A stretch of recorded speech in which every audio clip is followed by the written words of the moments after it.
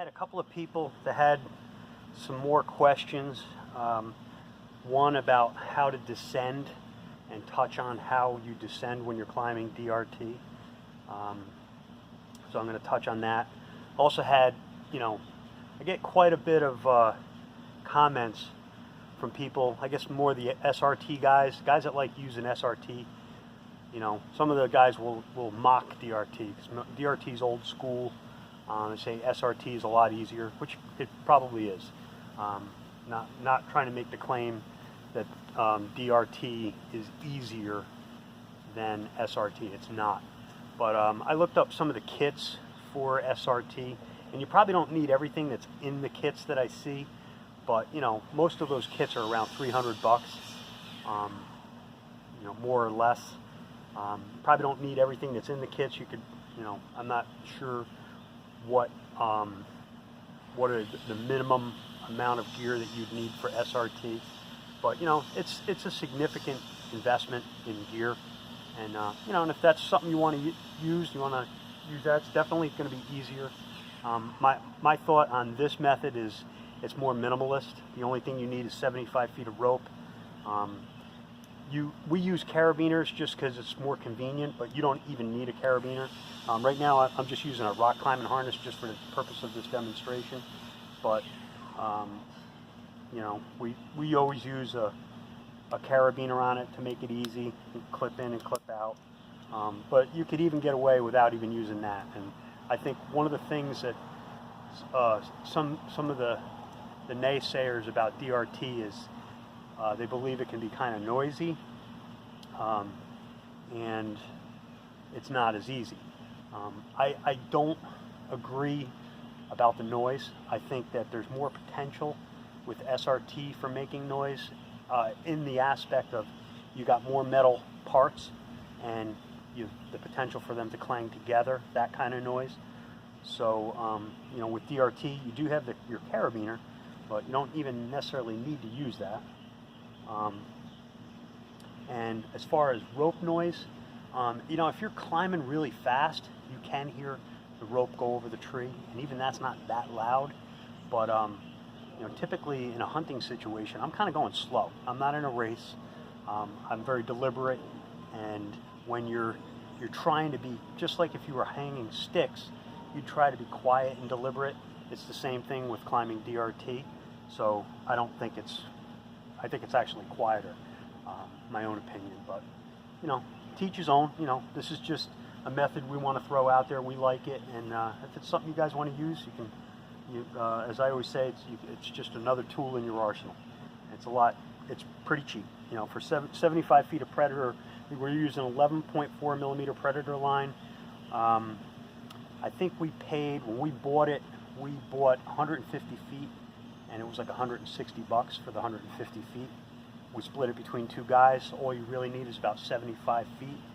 And when you have 75 feet of this line, plus a 14-ounce throw ball and 100 feet of throw line, you're looking at 5 pounds of gear to carry in. That's very quiet. I think it's quiet, obviously quieter than sticks in the sense that there's no metal parts. So something to throw at you. Another thing, some of the guys say, I heard one guy say, well, if you're pumping up the tree, you're humping your way up the tree because you have to use a hip thrust method to climb. And you're humping up the tree, you're going to be sweating by the time you get to the top. I'm 52 years old. I'm not a skinny guy. I'm pretty strong, but I'm not, I'm 52 years old. A lot of you younger guys, this should be cake for you guys. And I don't sweat when I'm climbing up. I mean, right now it's like 90 degrees, sweat just standing out here. But I can climb up 20, 25 feet, and if I'm going, if I'm not in a race, I'm not trying to get up there as quickly as possible. I won't build up a sweat. So you just try to be nice and easy, climb up, be deliberate, and I don't think you'd build up a sweat any more than you would trying to climb with your sticks or anything like that. Again, I'm not saying that it's easier than SRT. Maybe climbing up SRT would be that much easier, and that's good. If that's what you want to do, you want to invest a couple of dollars in that kind of gear, then by all means do that. But if you don't have that gear and you have a good quality climbing line, you can get up in a tree. You know, here 75 feet of line, I can get up at least 30 feet if need be. And usually I only hunt about 20-25 feet. I'd like to get my line up around 30 feet. This way it gives me some more mobility, because when your line is up in your crotch of a tree, the longer that line is, the more that fulcrum is, and you have a lot more mobility, as opposed to just being tethered to the tree. I like to be tethered to the tree because I'm kind of a leaner, and I'm very comfortable with that. But one of the benefits to this type of climbing, or if you were using SRT, you know, if you have that longer fulcrum, you can get around the tree and give you a little bit more mobility. So I'm just going to climb up a little bit, and then I'm going to show you how we do the descent. One of the things with descending with this, when you're climbing up, when you've got pressure on your knot, you're up here, you got.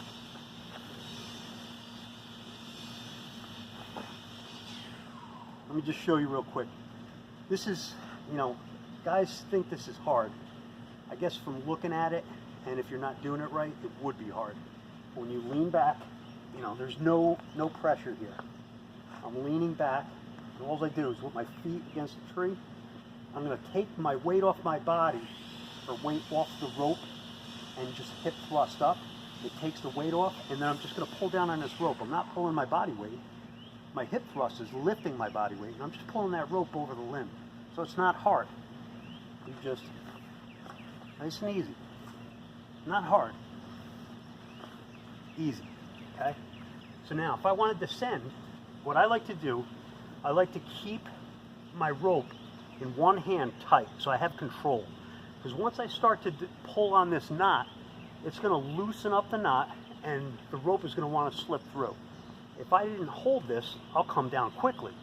But I want to come down controlled. So I'll keep one hand on the rope, and I'll take my 2 fingers, I'll grab the knot, and I'll just gently pull down.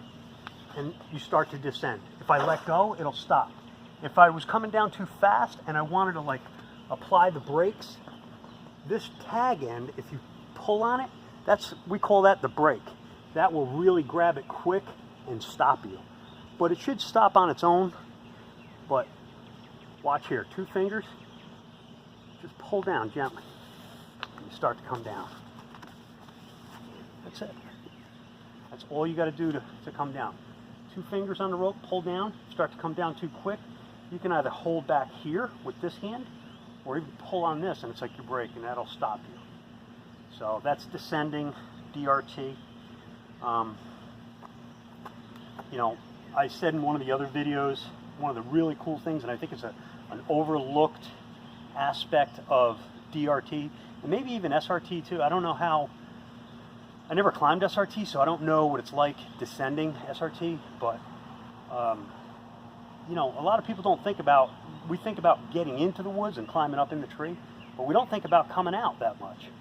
And you know, when you hang in there late and you're cold and it's dark, as I've said in the past, when I'm trying to climb down, you know, sometimes it's a little bit scary climbing down in the dark. You're freezing cold, your hands are cold, you're stiff, and it's kind of difficult coming down. And when you, especially if you're going to come down on sticks at that time of the night, you're cold, it's dark, you got to pack up your sticks and everything.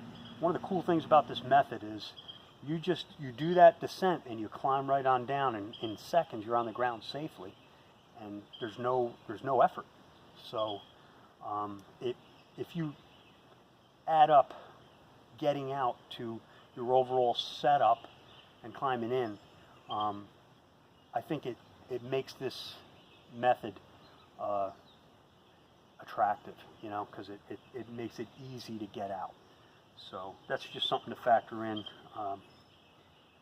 And that's about it. You know, I'll be looking at the videos and the comments and anything. You know, if there's questions guys have, we're going to try to address them as best we can.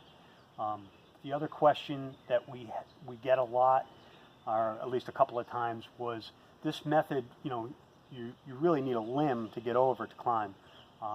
The trees that are like telephone poles that don't have any limbs, a couple guys asked us for the method of doing that. we're going to try to address that. But honestly, I've never done it. Scott's the expert on that, and he has a method. He told me a little bit about it, but it's a little bit more work. And I think in most cases, most people won't want to do that. I think, me personally, if I know I'm going to have trees like that, I'll probably go to a different method, maybe go to my sticks. I see, there's that V2 method. I like that, or single stick climbing, a couple different ways to get up the tree.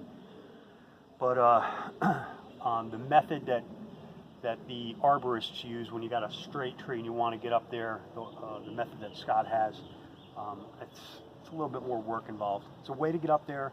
We'll make a video and show you how it's done, but I don't think it's something that most guys are going to want to use anyhow.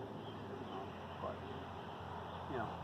the more we know, the more options we have, I think the better off we all are. So hope this helps you guys. If you like the video, please hit like and subscribe. Pass it along to anybody that can benefit from it. And good luck out there, and be safe when you're climbing.